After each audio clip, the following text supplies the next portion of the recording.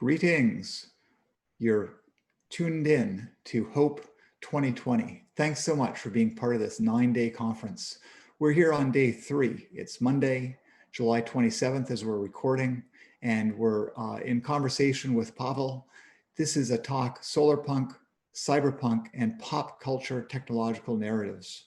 This is going to be a fascinating talk. Pawel is a hacker, Solarpunk educator, and also an advocate and activist for free software and open notebook science. We're going to hear quite a bit about where solar fits into the big picture and some hacker perspectives on it. Let's tune into the movie and we will then return for some live discussion. Hey, my name is Ngei, and I have to tell you, recording stuff without an audience and actually looking in the camera, speaking long sentences is much harder than giving anything at the actual conference. I would like to tell you about how technology is represented in the most popular fictional narratives, how this affects the real world, and especially the hacker community. I've been researching this for the last few years, working on a project called Glider-Inc., aiming to explain the hacker values to the general public. Professionally, I'm a web developer, and as an activist, I teach the basics of cybersecurity at Polish public schools, community centers, and others. I also help raise awareness about the real hacker spaces of the Global South, many of you have probably not heard about. I'm also an active member of the Solarpunk movement, about which I will tell you more in this presentation. One of the most life-changing moments of my life was visiting a hackerspace for the first time. I fell in love with the curious community, playing with the technology freely, not worried about turning profit or the academic red tape. As a neuroscience student at the university at the time, I was made to wait to have access to a machine, a piece of software, or even a public piece of experimental data. I was told I needed to study for many more years before I will be able to design my first experiment. In the meantime, the hackers just did things, shared the results, put everything in the open and celebrated it. They treated the technology playfully, often helping people from outside of the hackerspace when they needed something redesigned or tweaked. I loved being a part of this community, but as I started talking to people back at the uni or outside of it, I realized I can't really explain what hackerspaces are to those who don't already know it. This is what inspired me to start working on a project called Glider-Inc., a graphic novel to explain what hackerspace and the hacker values are. People tend to see them as vibrant communities, but are completely clueless as to what they are about.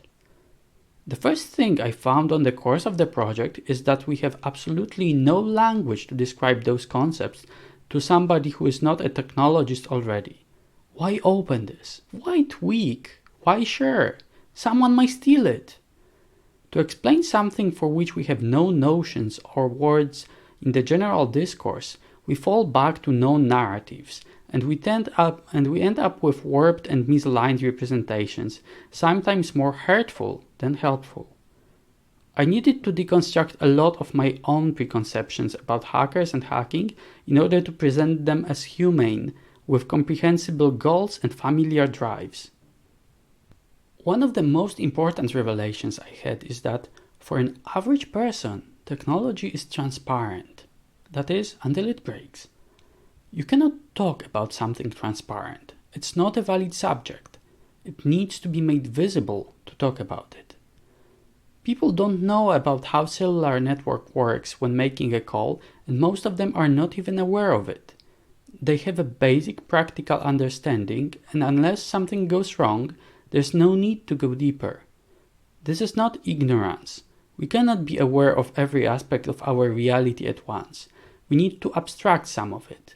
The trick here is to find a way to bring people's attention to technology.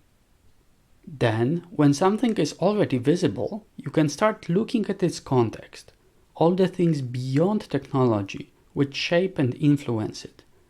Who builds technology? Who owns it? Who profits from it?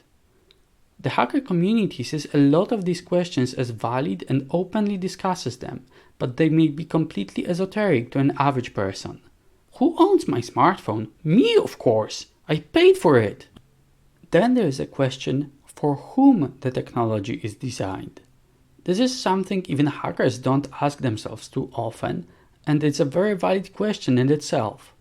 You may hear it from some academics or disability activists, for whom the whom is not invisible. This leads us to another revelation. Technology is complex, but its context is even more complex. Why was it designed this way and not the other?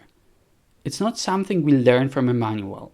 We need to analyze and observe how technology is shaped and used around us to deduce it. For example, a smartphone is an unimaginably complex piece of tech. It has layers of hardware, specialized computing units, and then on top of that, 15 million lines of Android code.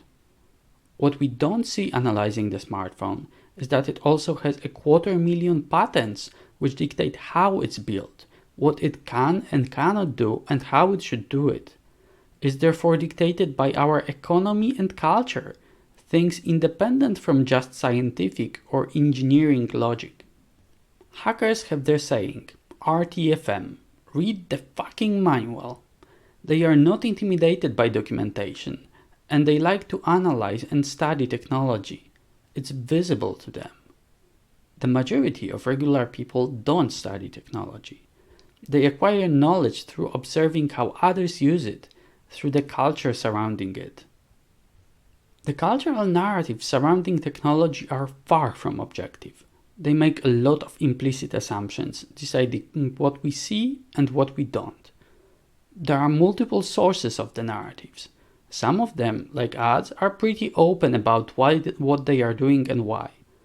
Others only show people utilizing the technology in a particular way, making its other uses seem foreign or alien. For example, why don't we store music on our devices but stream it instead, even if it's the same album over and over again? Companies like Apple master conveying the context in more than just an ad. Thinking about Apple products, you have more than just an idea of how to use them. With them you are creative and intelligent, as they are for creative people. Those contexts change how we see the world around us. A good example of this is when last year the Event Horizon telescope captured the first ever image of a black hole. It was a scientific milestone, but in the news it was quickly overshadowed by a cultural conflict. Dr. Katie Bauman, who created one of the main algorithms used to build the image, was presented by some reporters as the face of the team, which started a very toxic and sexist debate whether she is good enough to be seen as the sole discoverer. No one listened to Dr. Bauman, who at multiple occasions emphasized that it's a work of a team, not a single person. Why? We expect each discovery and each invention to be created by a single, preferably white and male, person. It's hard to tell stories of teams behind an invention without a single face to associate them with. Let's look at the popular culture around us and try to understand why. The most widespread narratives in the popular culture will be the ones in video form, whether in a cinema, as a TV or a streaming series. More people will have access to them than anything presented only in a book or even a graphic novel format. I'd like to look at genres which present a world close to our own, with similar culture and social order, and analyze how they portray technology. While there are multiple interesting takes in post-apocalyptic, horror, or far science fiction stories, they aren't as close to home and don't influence our perceptions of the real world as much. The first of them has been popular in the last decade's superhero cinema, pushed by both Marvel, DC, and a few independent storytellers. The superhero narrative focuses on exceptional individuals with superpowers. One of such powers is being a genius and being able to create technology. The geniuses are able to design, prototype, test, debug, produce and use multiple pieces of technology which would normally take dozens of people months or years to create. And they still have time to fight their enemies. What's interesting, their technology is effectively a black box. Only other characters with a genius trait are able to comprehend or use it. Mortal scientists or engineers can try to reverse engineer something, but never use it on par with the superhero. The superhero mythology gives technology a new context. It is always a weapon. Even if it's not intended to be used as such, it could be, and it's always a potential threat. Moreover, all technology is very singular. Those are artifacts, one-of-a-kind pieces that no one but the superheroes can use. It is never infrastructure. It cannot be used to change other people's lives. Superheroes use it themselves to preserve whatever is the status quo of the world. There are no democratic decisions or a widespread adoption of tech. The world stays how it always was. If a group of people, not superheroes or military, creates or takes over some technology wanting to do something with it, they are usually the villains of the story. The context is, it's always a weapon. The last 2 Spider-Man movies were a good example of that trope. The Best Man Salvage, a fictional company who lost their contracts because of Tony Stark, the Iron Man, but managed to acquire some super technology, couldn't use the alien energy generators to help hospitals or push science forward. They needed to make them into weapons. No other story could be told within the superhero genre. Only superheroes and the military can wield technology responsibly. Do you see where this leads us? Another piece of context from the superhero stories is the technological progress comes independently from the social one. The superhero stories visualize multiple very technologically advanced societies: Wakanda, Asgard, Atlantis, yet none of them is more just, more equal, more free than any society from our world. What's worse, they are all violent, despotic kingdoms. Wakanda imagines a monarchy where you can challenge the king and obtain the throne through pure violence, and the clan's oligarchy can only advise the king. It's no wonder that the magical vibranium appears there as a weapon.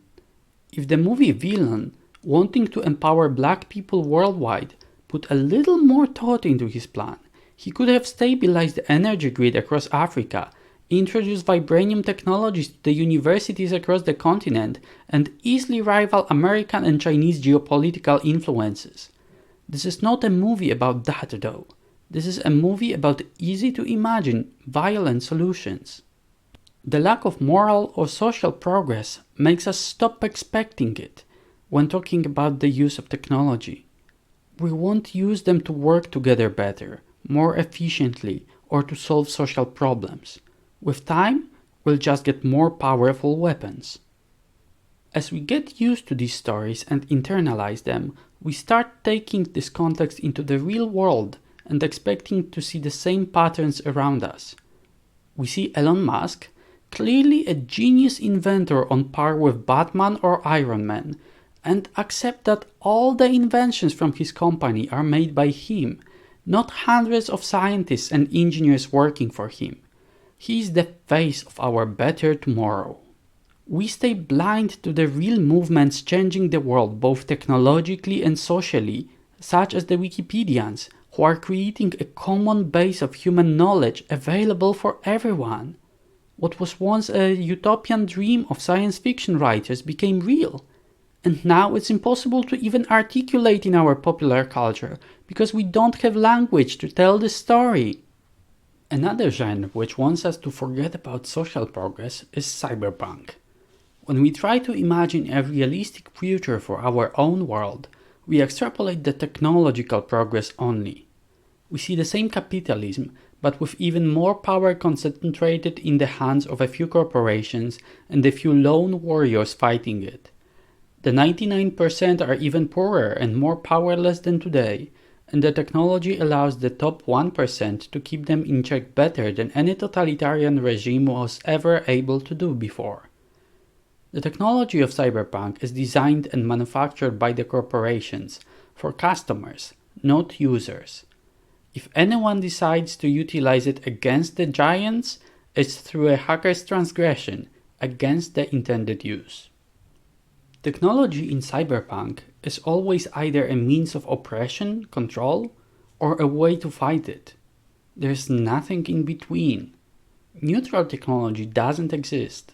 The story of Wikipedia and millions of people who created it must be unsaid, or, if mentioned, shown as a tragic and futile, killed or taken over by the corporations. Cyberpunk can't imagine any alternatives to corporate overlords. It locks us in the endless and hopeless fight against them, and everything is a tool in this fight. What was initially written as a warning has charmed us with its aesthetic and neon lights, normalizing the corporate capitalism, constant surveillance, and diminishing human rights. We stopped telling stories of other possible futures, with different social orders. Almost every story set in a realistic near future started having cyberpunk context, tropes, and aesthetics. They are sexy. They sell well. And each time a romantic cyberpunk hero manages to win their battles, we know it's only temporary, because we imagine no other possible state of the world. So because we couldn't think of any alternatives, we embraced Siri in our homes. We accepted gig economy and the fact that Uber drivers aren't given the basic worker rights we spent decades fighting for. And at some point, whether through corporate language and ads or the oversaturation of cyberpunk media, cyberpunk became our default vision of the future. The term cyberpunk replaced the word futuristic in multiple cultures around the world. I heard it from Egyptian and Malaysian hackers wishing for a more cyberpunk, meaning technologically advanced, future. We forgot the context that this genre carried with itself, and now it's hard to imagine better technology, better medicine without the corporate capitalism and oppression. Cyberpunk created a false dichotomy that by being a technologist, you need to be either a pro-establishment entrepreneur, obedient to the corporate master, or a rebel hacker. Again, with nothing in between. The story of Wikimedians and their work, their infrastructure and knowledge remains impossible to tell once again. A lot of hackers accepted their role in cyberpunk narrative as rebels against the corporate and governmental machines. They wanted technology to be free, and this meant a war. They do not see or ignore that in almost every story, the civilians and bystanders are hurt in the war against corporations.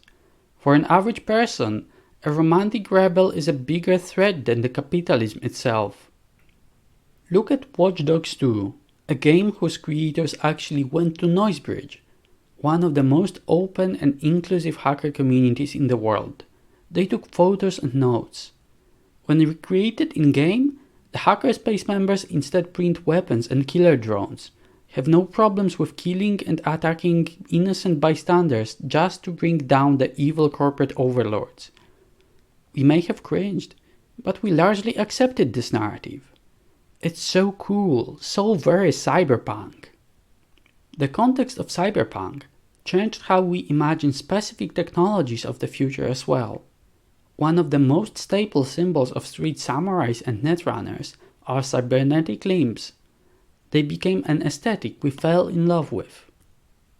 In the real world, the notion of advanced prosthetic limbs became fashionable, marketable, and sexy, severely limiting our perspectives. We don't really ask disabled people if this is what they need, and we often press them to wear useless aesthetic prosthetics just because they look better than a stamp. Because a cumbersome glove with some LEDs is seen as sexy. There are a lot of other things we can do for the disabled people. Researching assistive technologies and adjusting the technology we create to fit wider variety of bodies and disabilities. Those are sadly omitted in cyberpunk narratives. And since our technology is often blind to disability, we lack a language to address that. A few years ago, a group of disabled photographers signed a petition to create professional DSLR cameras with buttons on the left side, so that they are able to operate them without their right hands. The request was ignored and spawned a few cruel internet jokes. It didn't get much traction in the press. By allowing Cyberpunk to become our default future, we allowed cybernetic limbs to be our cultural answer to disability, putting other perspectives outside of the spotlight, sometimes even forgetting that they exist. The cyberpunk vision is almost universally dystopian. The renderings where it does bring some hope for a better tomorrow, it's usually called post-cyberpunk. Something happened to introduce the social change. We are rarely shown what and how this happened, since it's almost impossible to imagine from within a cyberpunk narrative. Meanwhile, in the real world, we are facing the global crisis of climate change, while lacking the cultural tools to imagine viable solutions to it. If we were to go with cyberpunk answers, we'd allow the corporations to build their hyper-advanced safe havens for themselves and condemn millions of people to death and despair. If we see no other possible future for ourselves, can we survive to that magical change and some post-cyberpunk? But we can look with a different perspective. There is a new genre being born which focuses on climate change and our response to it. It wants to present a world where we can change ourselves to address, avoid, and overcome the catastrophes, and we can create better, more sustainable societies. It's called Solarpunk. It is a rebel in a way few other punks dare to be, hoping for a better tomorrow, painting a promise, not a warning. It wants to create a vision of a better, but not conflictless future. It understands we need a social change, with new priorities and new power structures. It focuses on craftsmanship, community and technology powered by renewable energy. Technology created intentionally and adjusted to local needs, especially outside of the Western narrative. Doesn't this sound familiar? Similar to what the hacker movement is striving for? Solarpunk wants to give us a whole set of ideas and hieroglyphs to imagine what we can do, how we can collaborate, what we can create in the real world. Paint a goal we can all strive for. It wants to look at the world outside of the West and learn from it. Listen to local needs, analyze local solutions. The proponents of Solarpunk understand how vital the aesthetics were in making cyberpunk popular, and propose their own. Green cities full of plants, nature integrated in our infrastructure, human-scale and human-oriented planning. Further, stained glass and art nouveau, technology in simple and elegant, often organic forms. If cyberpunk saw a night cityscape full of neons and smog, Solarpunk wants the sun and the shade, natural vibrant colors, clean air with birds and windmills on the horizon. It wants infrastructure reclaimed and remade, with new life breathed into it, with nothing going to waste. Because why does the future need to be cold and sterile? Solarpunk wants us to forget what we know about capitalist and cyberpunk technology. Instead of mass-produced devices with planned obsolescence intended to break in a few years so you can buy a new one, we need sustainability. The devices are yours. Tweak them, customize them, maintain them and reuse them. We want to have technology we can upgrade and use for decades. We are all part of the ecosystem, and we don't want to waste our finite resources manufacturing closed crap. Finally, Solarpunk is about communities and human scale. If we are to create a world without toxic corporate hierarchies, we need to relearn how to work together, how to stay connected, share our knowledge and help each other. It's a world without techno-solutionism. It accepts that engineering in itself won't solve every problem. It wants the solutions to be intentional, local and adjusted to the needs of people living in a given community. It imagines technology to be created in spaces very similar to the hacker spaces we know, communal, with multiple people tweaking them, sharing inputs and perspectives. When talking to Solarpunk writers, I realized that a lot of them would like to invent the concept of a hackerspace, not knowing that it actually exists, since it hasn't been visible in the culture they have access to. In Solarpunk, technology is empowering. It's something you own and use, co-create. It doesn't own you. It's also not a weapon. While it may be dangerous, we shouldn't look at it just as a threat. It's something we can discuss and together decide how to put to the best use. We can create great feats of technology we are proud of, not afraid of. Since the golden age of science fiction, we haven't really dreamt about using the technology to create something great. And it's a good time to start. Solarpunk wants to show us a lot of visions from all over the world, instead of just importing the globalized Western culture. As a wise Egyptian hacker told me once, Solarpunk without a local perspective is just another greenwashed imperialism, where only American and Chinese solar panels would be green enough and using anything else is irresponsible. It's a great opportunity to look at the hackerspaces, makerspaces and activists from the global south that have been virtually absent from our narrative so far, despite having huge successes in their own communities and cultures. I'm a member of Global Innovation Gathering, a network of very real innovators from around the world coordinating hubs in Africa, South America and Southeast Asia.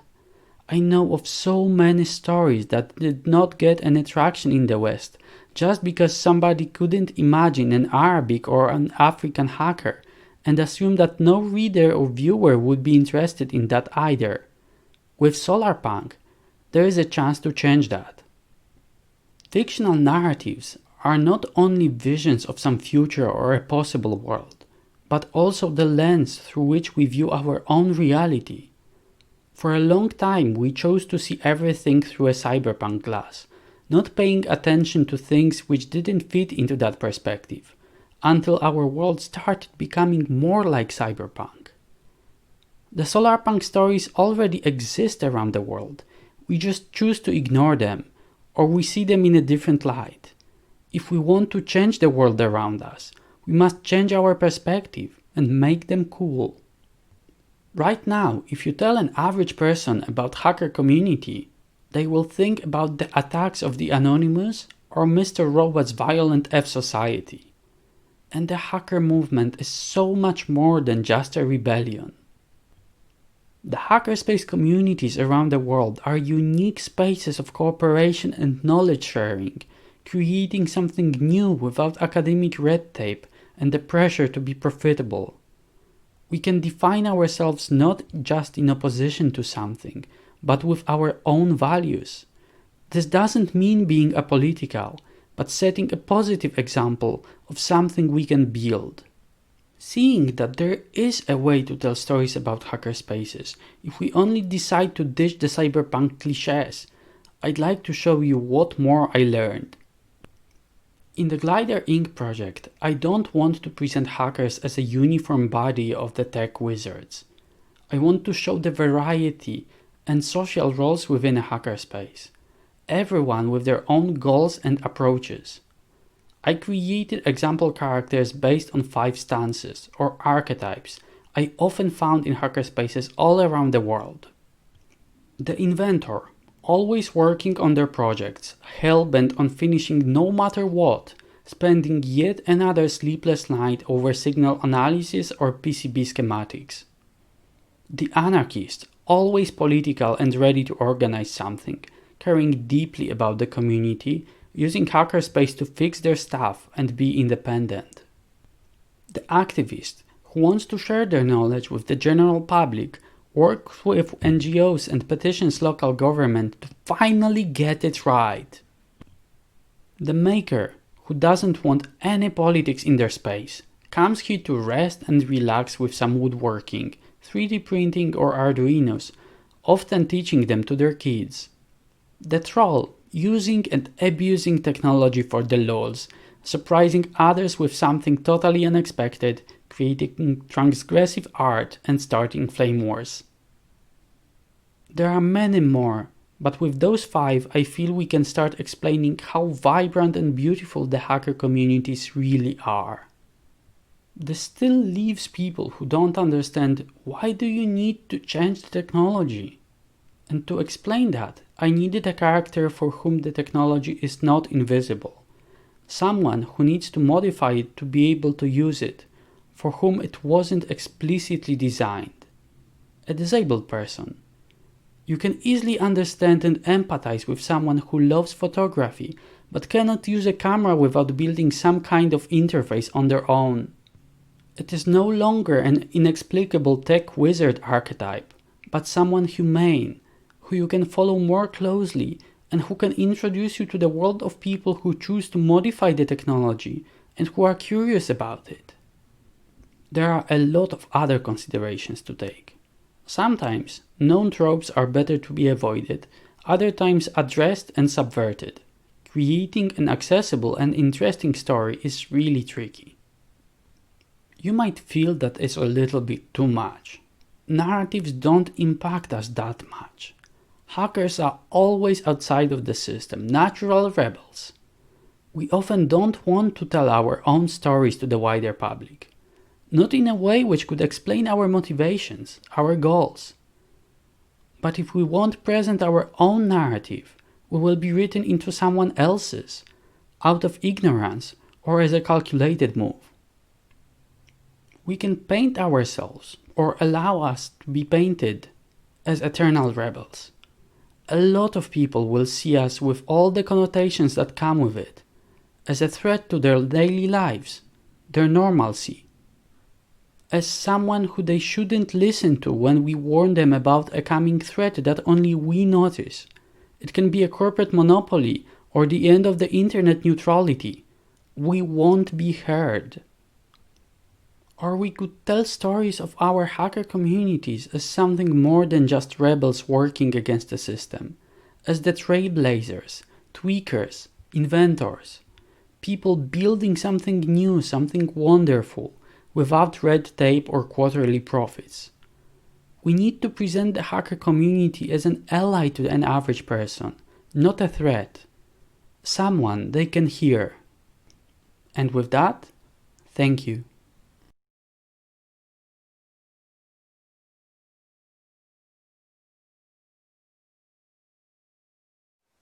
And we're back. That was fascinating. Thank you so much, Pawel. Thank you. The conference is awesome. Thank you for organizing it. We're having a fantastic time here. There's been a very robust discussion in the chat, and so we have a few questions that I think we can talk through. The first one you and I were actually talking about before the movie began, or right when it began. And I know this talk was not about solar energy, but I thought it was interesting when you characterized the state of solar energy in Poland. Would you take a moment and do that for us? Oh, I can do the general. Poland is very much against solar and wind energy right now. And if you read about the global approaches to that, Poland seems to find a cultural refuge in using coal. And we are like the national narrative is that we are proud to use coal. Luckily, I know a lot of activists from all sides of political spectrum. So it's not always the left as it is often in many countries, but we have a lot of activists pushing for nuclear energy, pushing for wind, pushing for solar. Of course, Poland doesn't have as good weather as southern countries, so we cannot use just solar. We don't have as much wind to actually put stuff in the sea. But I believe that within the next few decades, we should be able to get to something much cleaner than we are now. I really hope so.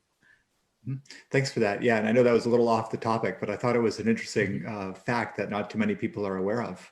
I'd like to talk a little bit about these superhero stories that you spent some time on. And I guess what I wasn't so clear on is, do you think that the superhero, narrative on the whole are positive towards a better future, or are they maybe not so helpful because they, of course, they're not very realistic?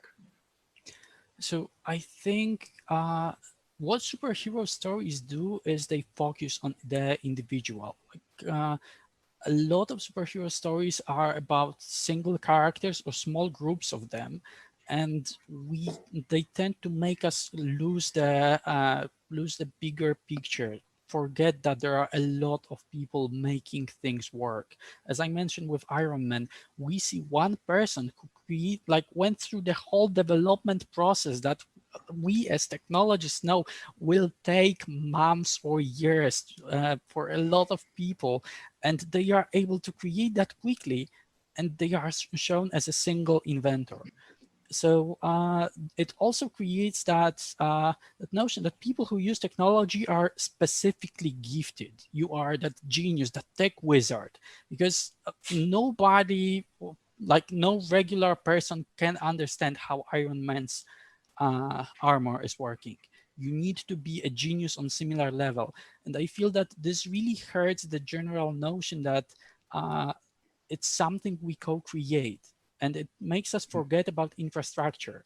In some Iron Man movies, we see him working on the energy network, energy grid, but this is only just a few minutes, and then it's all about creating new pieces of tech for himself, and we totally lose the ability to talk about technology for the whole society, and we stop asking questions. Hey, Mr. Stark, why don't you create like small energy generators for every hospital worldwide?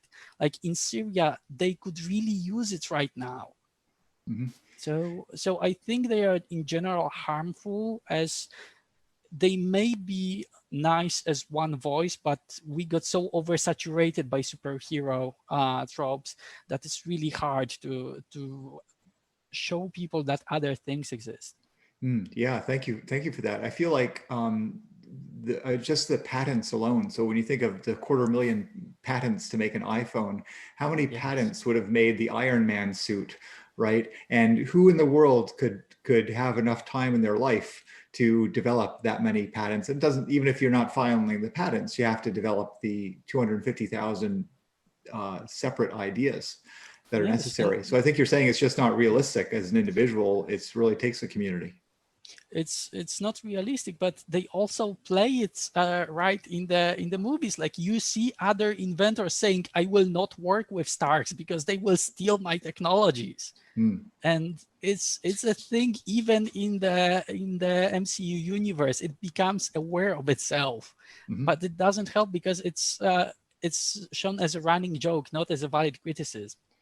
You know, we had a keynote by Cory Doctorow. I don't know if he's on your bookshelf behind you. I have a feeling he He probably is is. Yeah, I had a a feeling. lot of But Corey. he's in a couple of his books, he's talked about people that come up with great ideas and then they grant the patent to the public domain. Basically, they make an open license. Do you Mhm. think that's got to be part of the future, or you know, the more where you lock an idea? And a little like the GPL, you're not locking an idea for private use, you're locking an idea for, you know, public use, for the public benefit. So I actually had an honor of working on a similar project, or rather helping present it, because I don't want to say I contributed anything legally to that.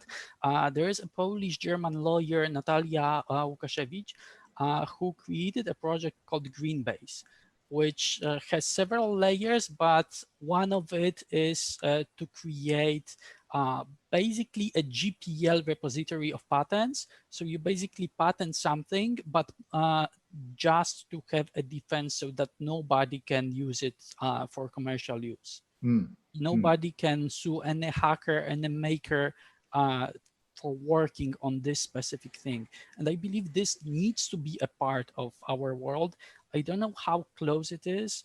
I know that EFF and Corey are working towards Mm-hmm. this goal, but seeing how everything goes with Apple and all the US cases, it will Yes. be a battle. It seems like we've made good progress on copyright with things like GPL and Creative Commons, but patents, not as much. Yep. Another question, you know, you're an optimistic person. You're trying to guide us towards an optimistic future, and and you see that future. And yet, there's also a lot of so there's optimism and hopefulness that I sense you're advocating for. But there's also a lot of negativity and helplessness or perceived helplessness. And do you have recommendations to help the people of hope to balance those and maybe come out more on the optimistic side? So a lot of works you will read around technology and hacker culture, especially from Corey, are pretty depressing. His whole last series with Homeland is really depressing. It's realistic but depressing. But Solarpunk books that are coming up in bigger and bigger number are trying to create a vision of the world which is more optimistic, and a world which we don't need to destroy the planet to actually create something better. So there are a lot of takes, because Solarpunk doesn't have any flagship single book like Neuromancer was for Cyberpunk. Solarpunk has a few nice anthologies like the Sunvault, Solarpunk Winters and Summers. But there's also that one book that I really like, and I really think that hackers could take a look at. It's called Game Changer by alxd, and it tries to imagine a future a few hundred years ahead of us, where we had a series of ecological catastrophes, but we managed to rebuild, and we managed to create a new global society which doesn't allow such exploitation of the planet, and which is sustainable. And what I think really interesting is that it's not only technological, but it takes a lot of questions about technology. Like, sorry, it's not only ecological. It takes a lot of questions about technology that hackers are really passionate about. For example, what about privacy? What about patents? What about copyright? What about working together in the future? And it tries to imagine a world which will need to deal with that, and how such world could look like. I really like it as something showing the direction. I don't necessarily agree with every single concept there, but I think this is a piece of optimistic fiction that we could all use. Thanks. So Game Changers by Alex Beckett. Yes. All right. It's interesting. We had another question that was sort of a literary question as well. It was about Becky Chambers, that there's an upcoming Solarpunk series. And I was curious, someone in the Matrix chat was curious whether you had read works. And if so, how do you see this Wayfairy series as fitting in to Cyberpunk or Solarpunk? So sadly, I haven't heard about this author. And what I can tell you is that people are approaching Solarpunk from a lot of different directions. And I really like it, because for some people, it's very post-apocalyptic, as in something big needs to happen for us all to start paying attention to the environment. For some others, is hey, we can actually avert catastrophes. For some people, it's creating utopias, something that's, this is the world we can arrive at if we try. Some authors are trying to go with, this is like utopia, something that is better than our today, but still not perfect. And for me, the most important part of Solarpunk that still not all authors see is focusing on community, and not just a group of characters, but like wider community, how they fit in the society, what they do. And when working on that little hackerspace project of mine, I'm trying to show how different people in their daily lives relate to each other, and how they don't need to be single heroes, but how they all create something awesome together. And Solarpunk gives you space for that, and this is what I would really like to like send to everybody. We talked a little bit about Corey before, and you mentioned Little Brother, but in the Walkaway book, it talks about some of these themes. And what I'm curious about, so you might want to comment on that, but what I'm more curious about is in science fiction, especially, you have spaceships, you have populating other worlds, you have worlds, you know, that are 10,000 worlds in 10,000 years in the future. Do you think there? Or I don't know if there are exemplars, but do you think there's an overlap for some of those more, so let's say, standard sci-fi genres, or are they really you know, standing separately? So I think there are a lot of overlap for with standard science fiction, but we have a lot of technologies that we think in a very different context.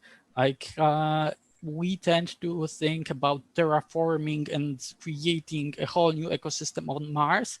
But hey, we may need that on Earth pretty soon. We may need to actually start paying attention to how everything works and do something with it and be careful with it.